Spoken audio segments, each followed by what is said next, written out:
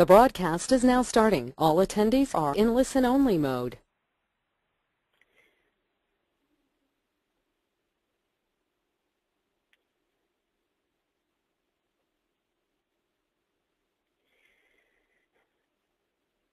Okay, hi everyone. Welcome to Kids Home Food Safety Mythbusters, a Fight Back Brown Bag webinar. I am Ashley Pavlov, your moderator for today. I think we have a pretty good group, so we're going to go ahead and get started. We are the Partnership for Food Safety Education, and we deliver health messaging and resources to support consumers in their efforts to reduce foodborne illness. Our mission is to end illness and death from foodborne infections in the United States. We have just a few housekeeping items to discuss before we get into the presentation. Most importantly, your CPE hours. There is a link on this slide, which I'll also send a message out to everybody with that included. Keep advancing slide. And you can always email me at ashley@fightback.org if you have any questions or problems with your CPE certificate or anything else that you need. During the webinar, if you have a question, you can type it into your chat box, and we'll do our best to answer that for you. There is a post survey that will help us serve you better, so if you wouldn't mind sticking around for a few minutes after that to take it, we would really appreciate it. And most importantly, thank you for attending this webinar, and thank you for the work you do to prevent foodborne illness. Our objectives for today. We hope that you'll be able to dispel commonly held food safety myths. We hope you'll be able to teach other audiences about food safety myths and facts. And you will be able to combat misinformation about food preparation. So without further ado, I would like to introduce our first presenter, Dr. Judy Harrison. She is a professor of foods and nutrition and an extension food specialist at the University of Georgia. She has developed award-winning educational materials for children, including the Heave Back Storybook, a children's guide to keeping food safe, that you all know and love. So here she is.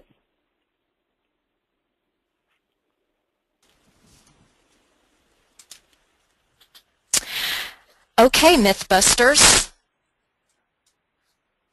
I am ready, Ashley, to advance some slides.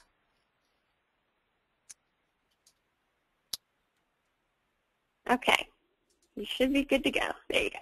All right, thank you. All right, Mythbusters, here's our first myth for 2013 National Food Safety Education Month. When kids cook, it is usually heat and eat snacks and foods in the microwave. They don't have to worry about food safety. The microwaves kill the germs, sorry. It is a fact, microwaves are not magic. It's the heat that's generated by microwaves that kills the germs that may be in food. Foods can heat unevenly in your microwave ovens, so it's important to make sure that foods are heated to a safe internal temperature. Kids can use microwaves properly if they follow package instructions carefully. Be sure to teach kids to use a food thermometer, especially if the instructions say to use one. To understand microwaves and how they heat, we need to think back to our science classes. Remember the electromagnetic spectrum? It's that range of all types of energy that's emitted in the form of waves and positively or negatively charged particles, or as it's referred to, electromagnetic radiation. Well, these waves are formed by the vibrations of electric and magnetic fields coming together.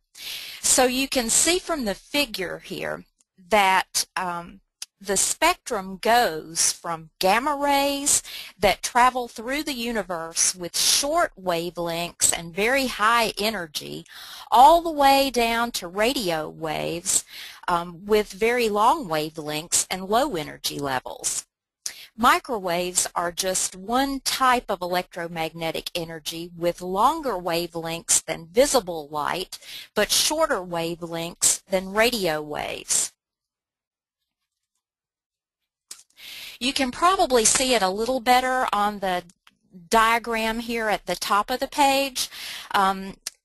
It shows the electromagnetic spectrum going all the way from gamma rays to radio waves, and you can see that section that says microwave. In the bottom diagram, you can see that in this electromagnetic field, there is a vibrating pulse of electromagnetic energy, and this creates positive and negative charges. So just what does all that have to do with how our microwave oven works?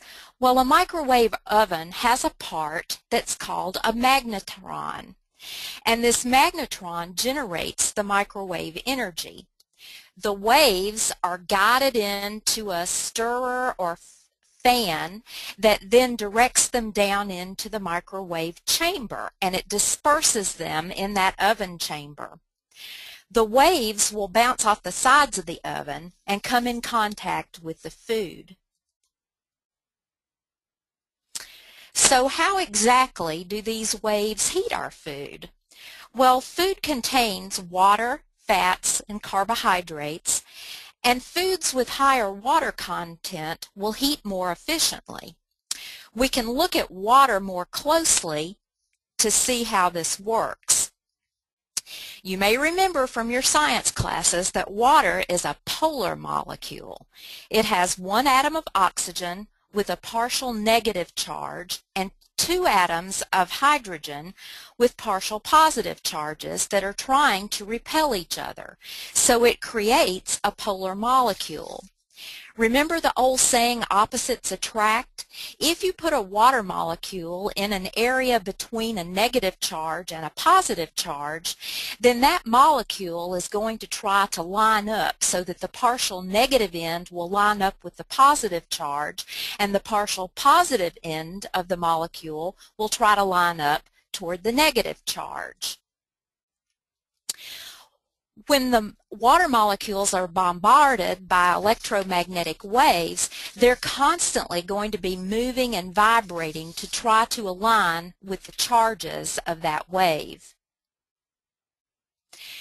So when waves pass through a liquid or they come in contact with a food, the movement of the molecules causes friction. And in foods, the microwaves will usually only penetrate about 1 to 1.5 inches.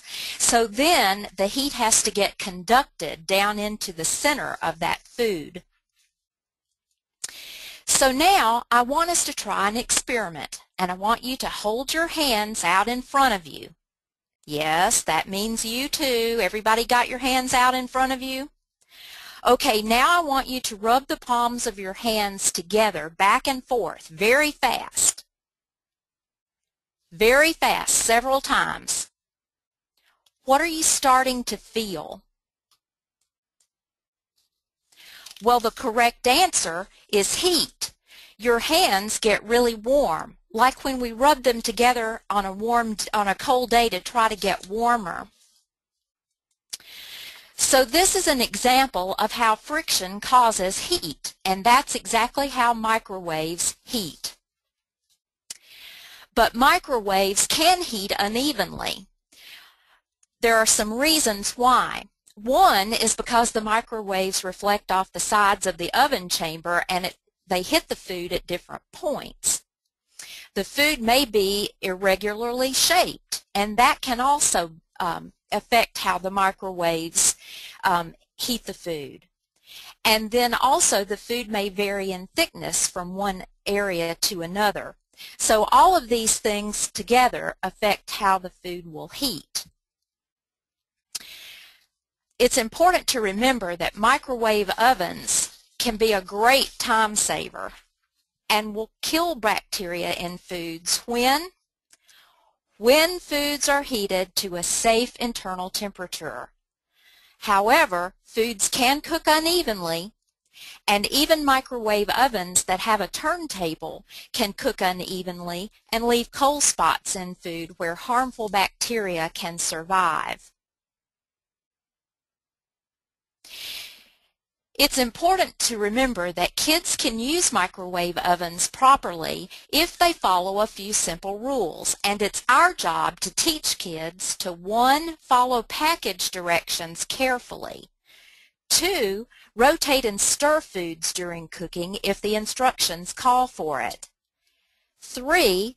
To observe any stand times that are called for on a package, because those stand times are part of the cooking process, allowing the heat to be conducted throughout the product. And 4. Check the temperature of microwave foods with a food thermometer in several places. Now, our second myth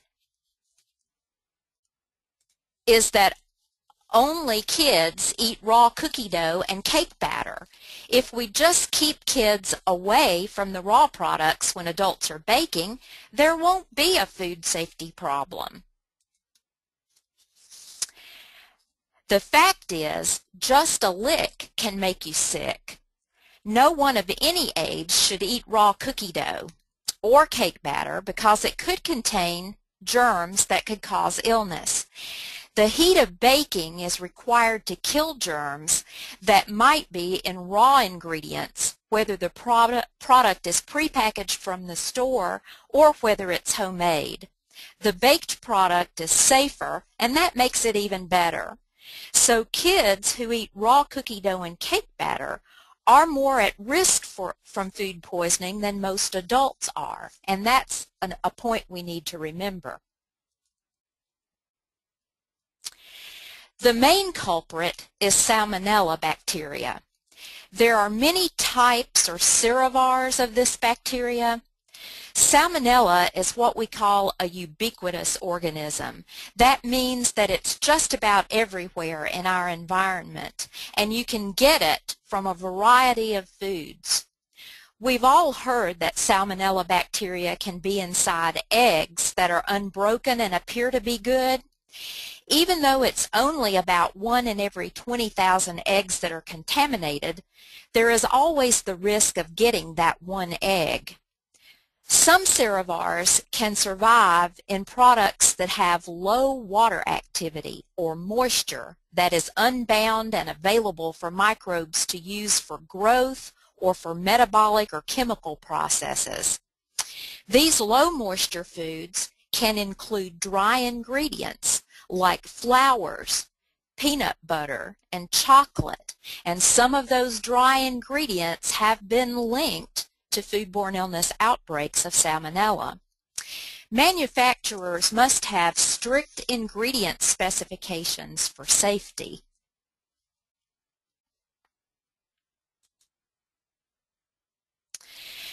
The most common symptoms of Salmonella include diarrhea, fever, and abdominal cramps. And if you ever have it, you don't want it again. The symptoms usually begin 12 to 72 hours after consumption of the contaminated food, and they usually last 4 to 7 days.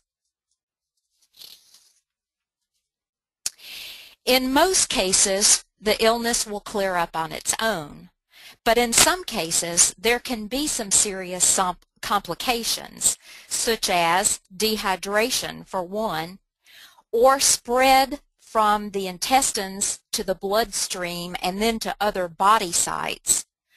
Or there can even be a condition called reactive arthritis that results in joint pain that can last indefinitely. Salmonella causes more hospitalizations and deaths than any other microbe in food. The fact is, whether cookie dough or cake mix is prepackaged or homemade, the heat of baking is required to kill germs that might be in the raw ingredients. Even though commercially prepared dough uses pasteurized eggs, if you check the labels of cookie dough at the store, you'll see that they say to avoid eating the raw dough. So read the labels and teach kids the importance of reading food labels. The fact is, Mythbusters, no one of any age should eat raw cookie dough or cake batter. Remember, just a lick can make you sick. Bake before you bite.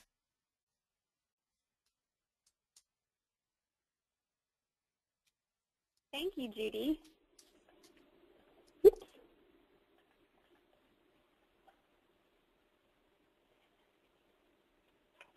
having a little technical difficulty.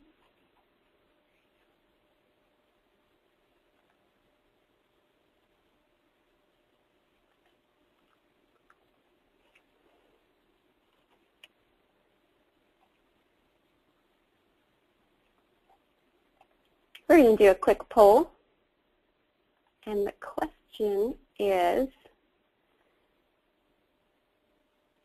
do you teach consumers to use a food thermometer when microwaving food? The answer is yes or no. I'll give you a few minutes to answer that.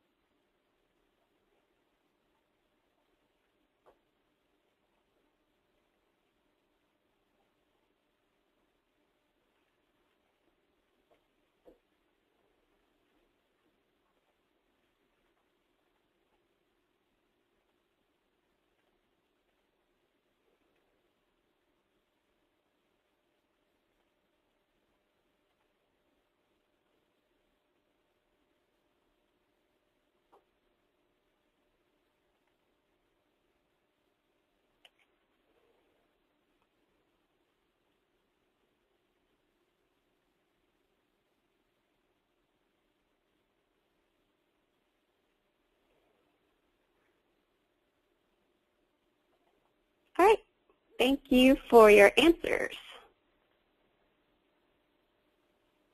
And now we will hear from Dr. Callie Kniel and Sarah Markland.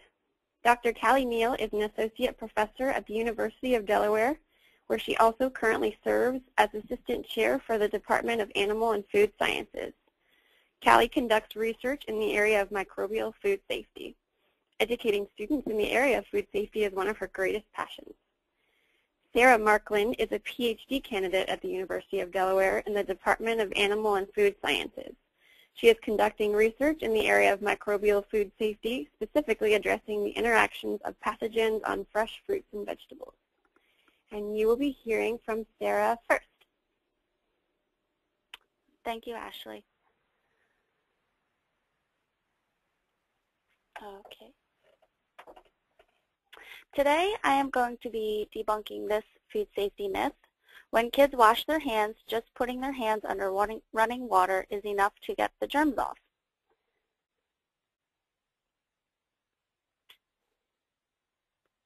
And the fact is, rubbing hands with water and soap is the best way to go.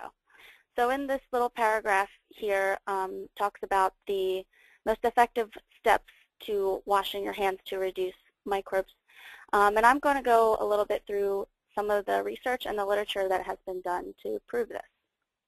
And I'll go more in detail through these steps later on in the presentation. So gastrointestinal and respiratory illnesses account for many school absences each year. And gastrointestinal and respiratory infections and spread by hands account for 50% and 60% of these illnesses. And there are several environmental factors that are hypothesized to contribute to spread of diseases and infections by hands. One of them particularly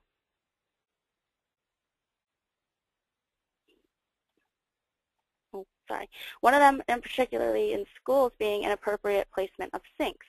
Perhaps the sinks are placed too high, there aren't enough stools, so some of the smaller children can't get to them.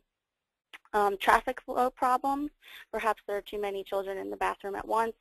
the sinks are blocked, and also lack of access to hand hygiene products such as soap or paper towels. But when performed properly, hand washing is one of the cheapest and most effective ways to prevent the spread of illness, especially in places like schools where there is a lot of traffic flow. So what does the research tell us about hand washing? First of all, transmission of microorganisms can occur to hands via many surfaces and fomites such as water, food, aerosols such as sneezes and coughs, objects including doorknobs, desktops, and other hands. It has been demonstrated that hand washing generally reduces the incidence of specific diseases in study populations such as influenza, diarrheal illnesses, and conjunctivitis, which are all highly contagious illnesses. Hand washing with plain soap and water has been shown to be more effective for the removal of bacteria of potential fecal origin, since we're talking about foodborne illness, specific organisms including Enterococcus and Enterobacter species, from hands than hand washing with water alone. And I want to talk a little bit more about this last point here. And this is from a study published in the International Journal of Environmental Research and Public Health, where what they actually did here was they had 20 volunteers go out to either a museum, a bus, or a subway, and intentionally rub their hands over hand contact surfaces such as hand railings, doorknobs, and seats. And then they swabbed their hands to detect various microbes after no hand washing with water only, or hand washing with soap and water.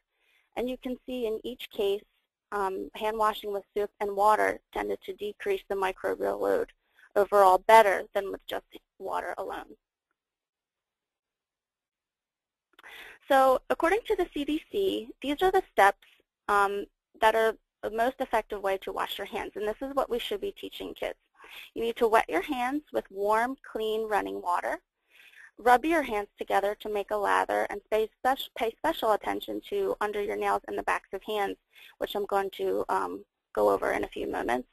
Continue rubbing for 20 seconds, and what we like to teach kids is to sing the happy birthday song twice, which will take approximately 20 seconds. Rinse your hands with warm running water and dry your hands using a clean or disposable towel or air dry. We don't want to use a cloth towel or something that has been used by multiple people, because bacteria can be in those towels and tend to harbor in those towels and can be spread to clean hands that way. So like I said, we want to pay special attention to fingernails and the backs of hands. And if we look at the picture on the left, you can see this person has glow germ, which is highlighting the parts of the hands where there is more bacteria. And you can see particularly around the edges of the fingernails, the backs of the hands on the knuckles, and along the thumb. The picture of the right is from a study published in Nursing Times, where they made a little cartoon to show the parts of the hands that tend to be missed most likely during hand washing. And you can see the thumb, the fingernails, and in between the fingers. We need to teach kids to be more attentive to washing their hands and make sure that they don't miss these areas. Now, a lot of people might be thinking, what about hand sanitizers? When you go into public places such as a doctor's office or a hospital or a school, you start to see these more and more, hand sanitizer dispensers. And the fact is that these are not always the best option. They are not effective at disinfecting heavily soiled hands that might have a lot of dirt or bacteria on them. They are also not effective at eliminating all types of organisms, specifically norovirus, which is a highly contagious foodborne virus. However, when running water and soap are not available, the CDC recommends using a sanitizer that contains at least 60% alcohol. But always remember, soap and running water is the best way to go. So when soap and running water is available, you should always use that to wash your hands over a hand sanitizer. And lastly, we need to teach kids to get in the habit to wash hands during particular times, such as before, during, and after preparation of food. And when we say during, we mean if you're preparing a dish that contains, say, chicken, and you're using a cutting board, and then you also want to cut up some vegetables on the cutting board, you need to wash your hands and the cutting board to prevent cross-contamination.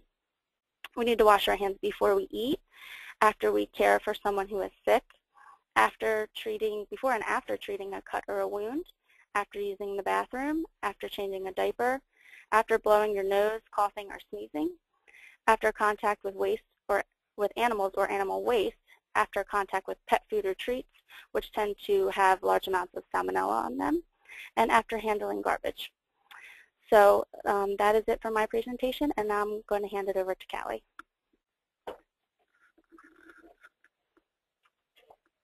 Thanks, Sarah. The last myth for our webinar today is that my kids only eat prepackaged fruits and veggies for snacks because those snacks don't need to be washed before they eat them. And on this slide, you can see various images showing the nutritious and delicious prepackaged snacks that are available. And these are just some that are chosen at random. There are so many different kinds that are available today. But the fact is that we really all need to be reading our way to food safety. Giving kids healthy and nutritious snacks is a big plus for them, but just because produce is wrapped or if it comes in a container, it doesn't always mean it's ready to eat as it is. We need to read the label of the product to see if it says ready to eat, washed, or triple washed. And if it does, then you're good to go and start enjoying it. But if it doesn't, we should wash our hands, just as Sarah mentioned, then rinse the fruits or vegetables under running tap water, scrub firm items like melons and cucumbers with a clean produce brush, and then dry them with a clean cloth towel or paper towel to further reduce the presence of any germs, bacteria, viruses, all of that. So let's talk a little bit about this myth and this fact. At any average grocery store, they usually carry almost 300 different types of produce. And as you can see here, some of them come with these washed labels, already washed, washed in spring water, triple washed. So it's important to identify those. And along those, in that beautifully colorful section of the grocery store, there may be fruits and vegetables that are packaged in different types of containers, and they may not have those pre-washed labels. So it's really important not to get them confused and to be sure to read your way to food safety. Even the very best kept kitchen may seem clean, but there may be bacteria and potentially harmful microorganisms on cutting boards or in salad spinners, on knives that perhaps were previously used to cut something else. They may be harbored in damp, well-used cloth towels. And this is where the philosophy that rewashing already washed produce may contaminate fruits and vegetables began to originate.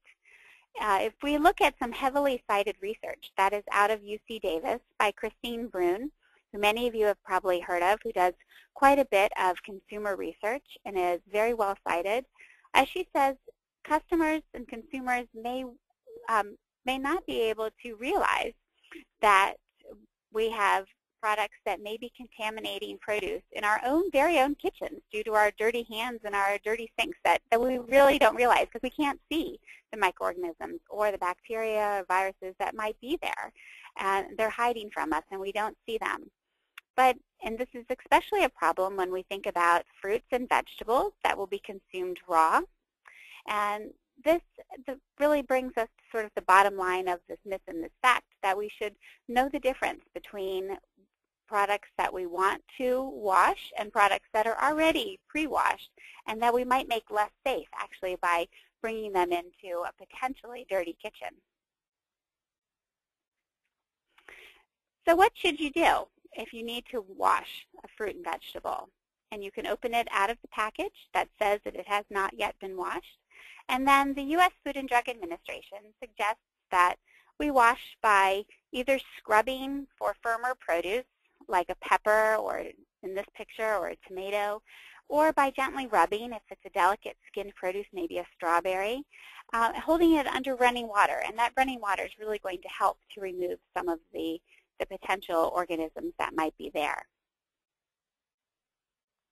So let's look at how we create safe pre-washed products in the first place. And this actually goes true for products that come from any farm. When we think about food safety, we know it begins at the farm level. And today especially, growers of fruits and vegetables take great care to make sure that the workers are well educated and that water and soil amendments are all carefully treated, and that really food safety is beginning at the farm. And you can see those words on the screen, good agricultural practices are extremely important for growing healthy fruits and vegetables. So since there is no cooking of a lot of the fruits and vegetables that we consume, and there's no thermal kill step, it's really important that the producers take advantage of good agricultural practices, and then that they use high-quality wash water and flume water that's used to move the product through the processing plant. And often that will contain a sanitizer to reduce cross-contamination of products that could occur within the water. These sanitizers may include chlorine, ozone, or organic acids.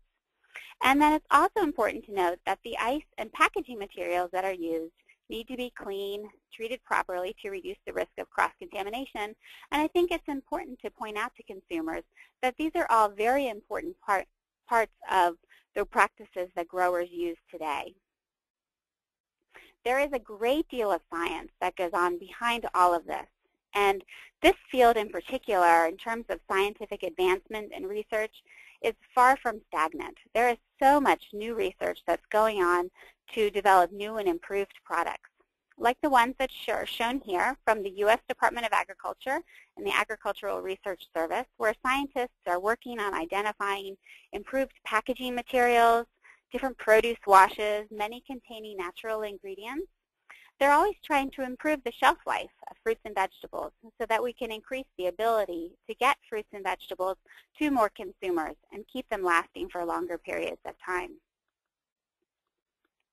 So if we put this all together, remembering that food safety starts on the farm, and any time that the products are being moved during packaging after they've been cut or sliced, they're carefully harvested and then washed and packaged, perhaps at a processing facility like the one shown here in this slide under the watchful eyes of the company that's doing that. It's really important that when we get these products to our homes that we need to read the labels before we enjoy them.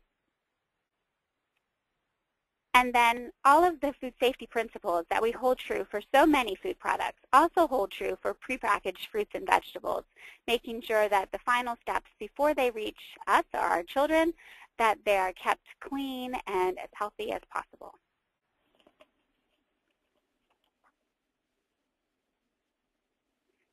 Thanks, Ashley. I'll turn it back over to you.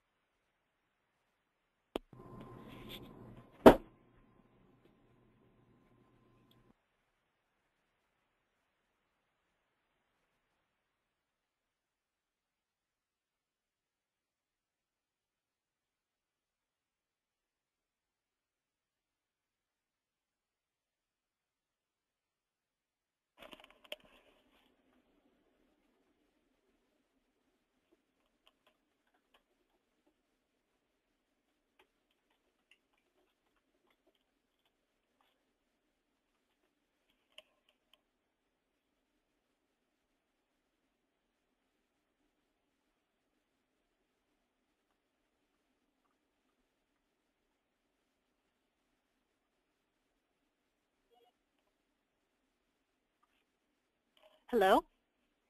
Ashley, are you there? Obviously, we're taking a poll. So take a moment to answer this question. In my opinion, consumer knowledge of safe produce handling is relatively low. What are your thoughts on that? Do you agree, disagree, or you're not sure how you feel about that?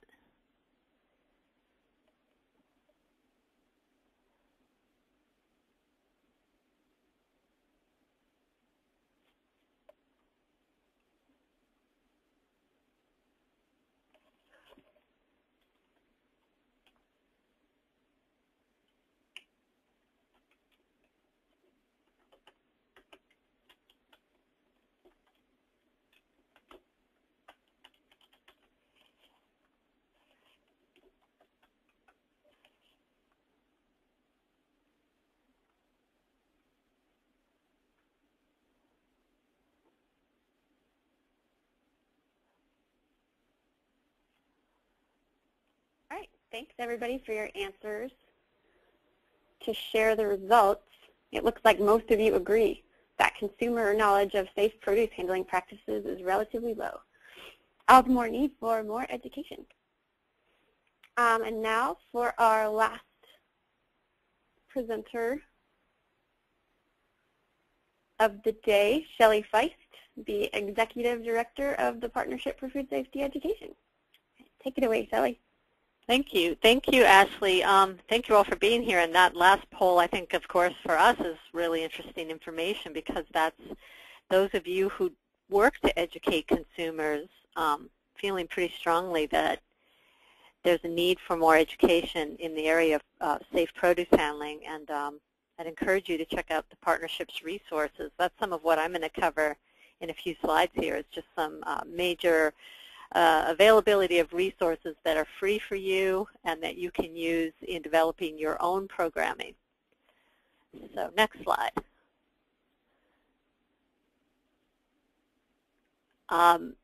Probably many of you have visited our main website, but if not, I'd encourage you to do so. It's at fightback.org. That's FIGHTBAC.org.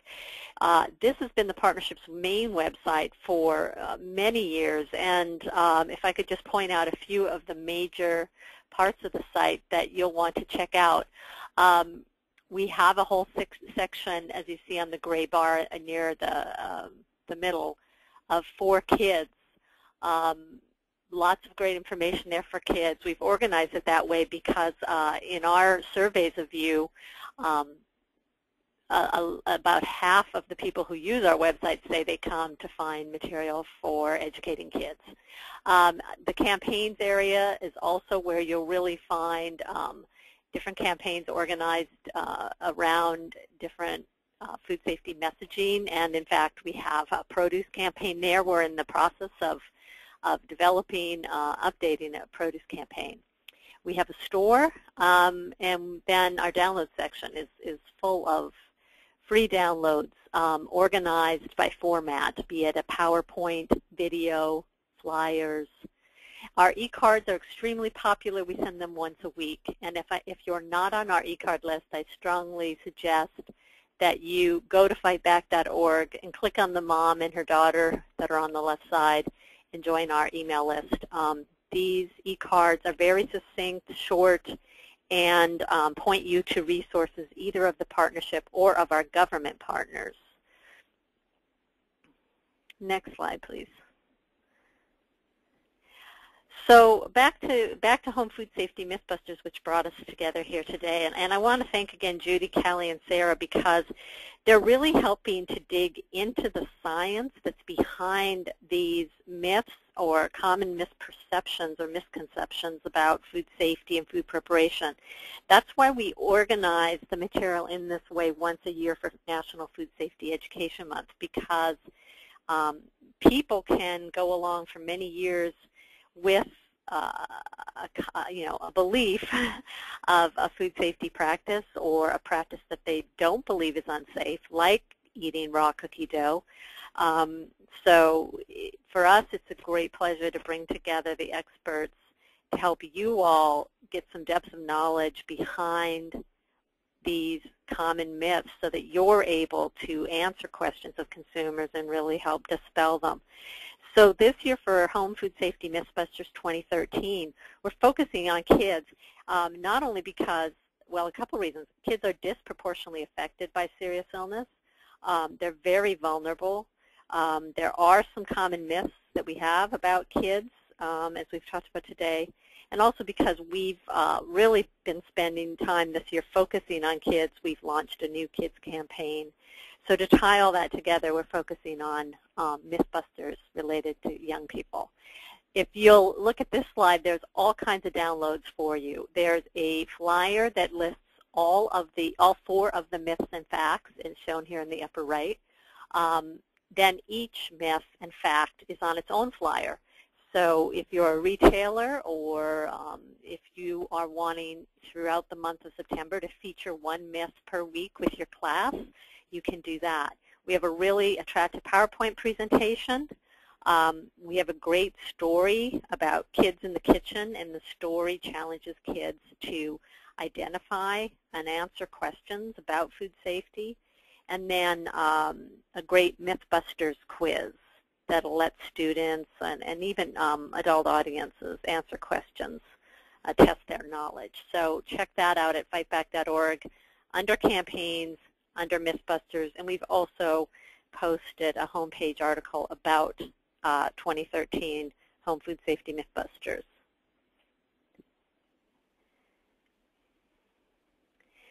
Mythbusters gets in the media. I also encourage you, your organization can certainly develop a press release based on the release we put out and just say that you're joining with the Partnership for Food Safety Education to dispel these myths. We welcome your doing that. We do ask that you not change the wording of the myths and facts because they're carefully developed with expert input. But Mythbusters does get in the media, and we're seeing coverage for this year's Mythbusters in online sources like Health News Digest, Food Consumer, and a number of regional newspapers. So again, we welcome you to do that too, put something out in your media. Again, at our fightback.org/kids page, and we also urge you to link to this if you, in fact, have your own website and want to offer your web visitors the opportunity to find these materials. At fightback.org/kids, we're featuring the fantastic Dr. Judy Harrison publication called Smart Kids Fight Back, the Story of Back, which is for younger children. These are things that can be printed for your classroom or at home. How Our School Fought Back is a curricula for grades 4 through 8. And the new Fight Back at Picnic Park, and the Perfect Picnic Game for iPhone and iPad, which was released just this past June. Fight Back has been recognized as a 2013 Parents' Choice Approved Award winner, meaning our content is given the stamp of approval by the Parents' Choice. So there's a lot of good stuff there for parents, homeschoolers, as well as classroom teachers.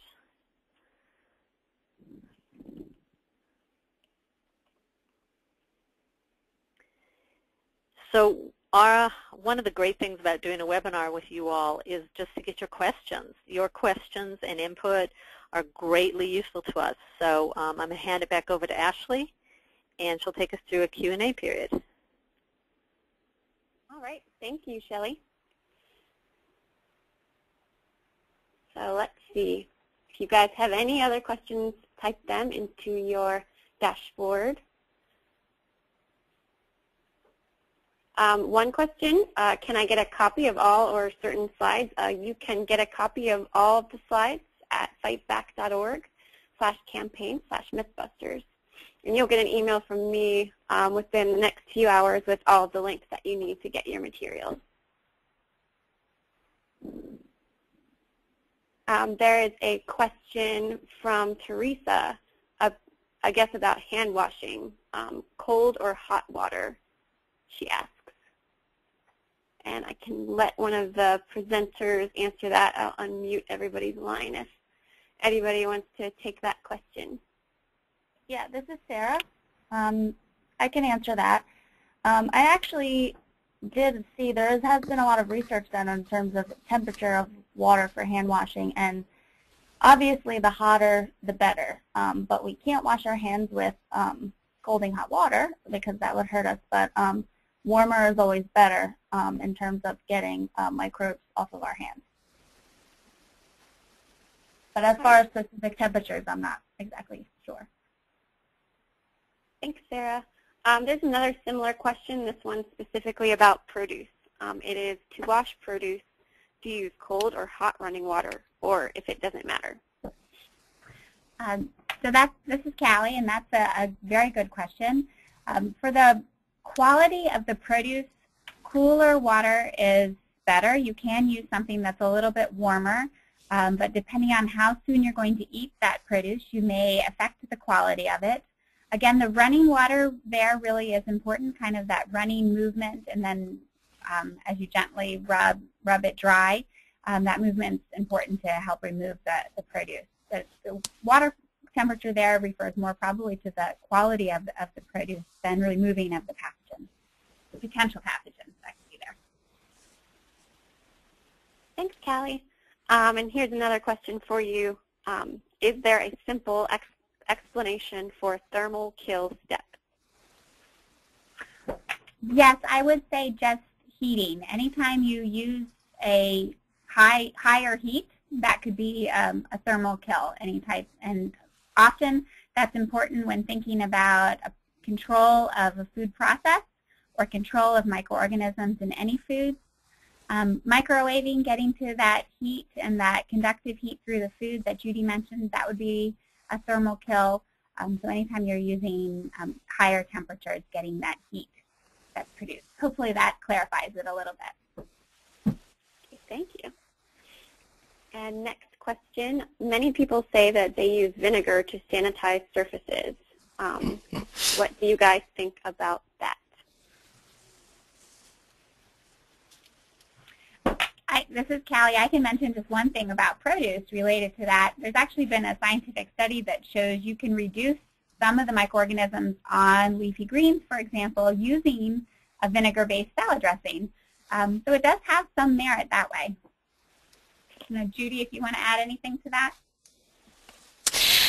I would just add that even though vinegar is a way to destroy some of the microorganisms, chlorine is still much more effective than the vinegar solution would be, but vinegar is an alternative that will give you some kill. This is Shelley. I would just say that the partnership does not recommend vinegar as a surface cleaner. To Judy's point, you know, soap and water is shown to be effective, and then a diluted bleach solution is shown to be most effective for sanitizing.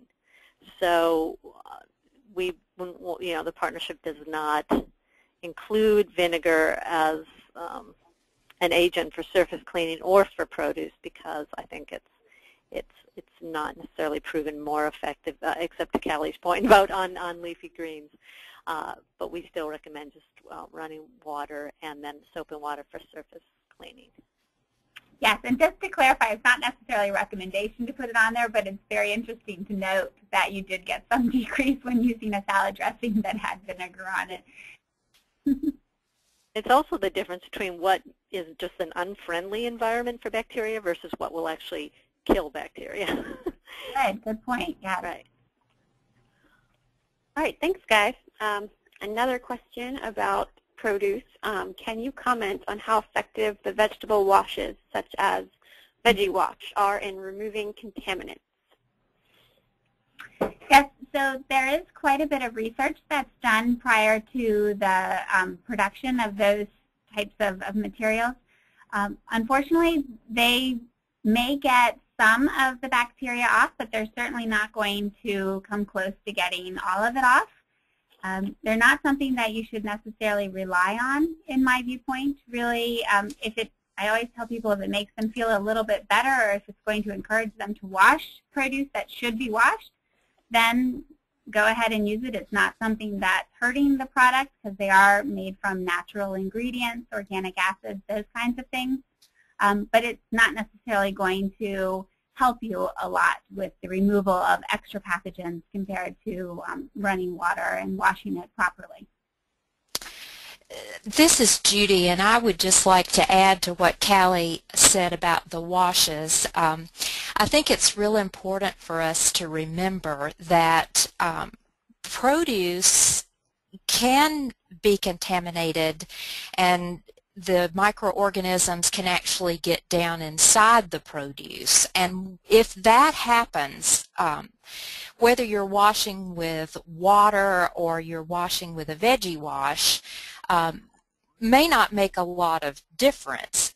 But the key is something that Callie very definitely covered in her presentation, and that's about having good practices on the farm. And I think sometimes we forget that it's important, even if we're growing our own vegetables in our gardens or if we're growing vegetables in school gardens, that it's very important that we have some good practices, always using clean hands, using materials like plastic that can be cleaned and sanitized before we harvest those vegetables and use those materials with the vegetables. So the key to produce safety is really don't let the produce get contaminated in the first place. And then that washing is just some extra protection. Okay, thanks guys. And now we have an egg safety question. Do the same egg safety rules apply to small flock home-raised eggs? Well, that's a very good question, and yes, regardless of whether you're talking about a large flock or a small flock, there is a possibility that you can have chickens in your flock that carry salmonella, because, you know, if you have chickens and they're free-range chickens, they're going to be eating whatever they come in contact with off the ground, and salmonella is everywhere. So I think it's very important that you follow rules about making sure that eggs are cooked thoroughly before you eat them. Thanks, Judy. And a question about kitchen sanitation. It was mentioned that kitchens and kitchen sinks can be full of bacteria which can transfer onto our food. What is the recommendation for keeping a cleaner kitchen and kitchen sink?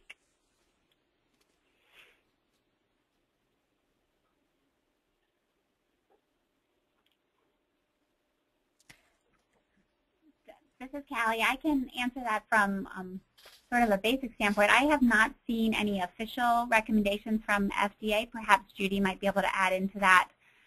But I think right now in the media that USDA is describing another sort of myth, if you will, the washing of chickens. So USDA is coming out now and saying, contrary to what some chefs may say to wash your chicken, you really don't want to do that because you may spread salmonella around. I don't know if anyone has seen that in the past couple of days. But one thing to keep in mind with that regarding a sink and the areas around the sink, I think if daily washing it maybe before you are producing or cutting up vegetables or cooking dinner or lunch or anything like that, and then washing up afterwards with an appropriate soap and cloth towels or paper towels and disposing of those or putting them in the washing machine, those kinds of things to make sure that you do have a clean area. Also, some interesting research that came out of USDA ARS in terms of sponges, because so many people will use a sponge to wipe up around the sink, that you can sanitize and clean those sponges. You don't need to throw that away. You could pop it in the microwave to kill the bacteria that might be in the sponge, or you could put it in the dishwasher. When you run your dishwasher, you can put the sponge in there to clean that up. So I think all the precautions that you can take to try to maintain cleanliness around that area and not spreading around the bacteria or the germs and making sure you have a reduction in cross-contamination. I think all efforts towards that are worthwhile doing.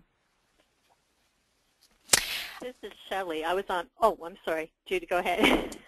I would just like to add to what Callie said about the sponges in the microwave. If you are going to do that, please be sure that you have wet the sponge with water, because it can be a fire safety hazard if you were to put a dry sponge in there, and the water will also help to the steam environment to destroy bacteria more effectively. And this is Shelley Feist. I would refer you all to fightback.org, the basic Fight Back brochure. It highlights clean, separate, cook, chill, and under clean we talk about hands, surfaces, and produce. Again, you don't need to buy a lot of expensive products to keep a clean kitchen. Remember, there's cleaning processes and there's sanitizing. They're separate processes.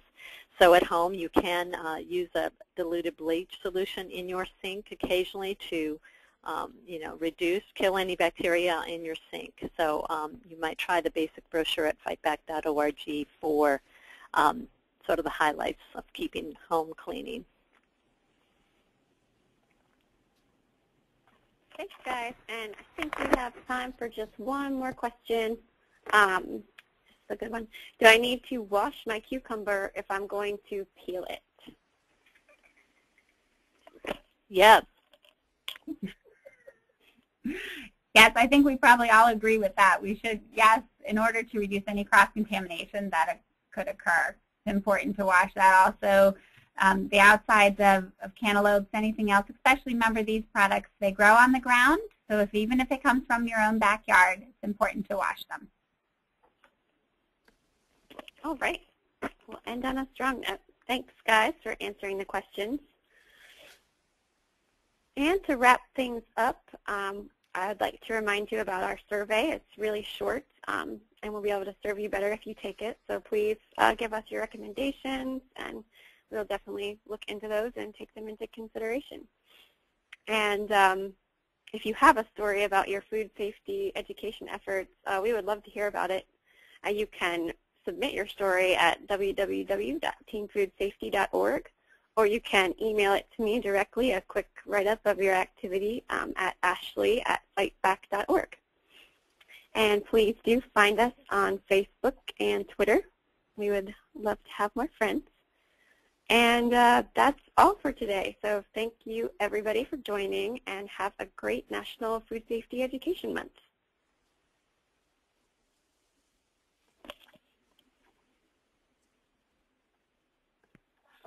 Thank you, everybody.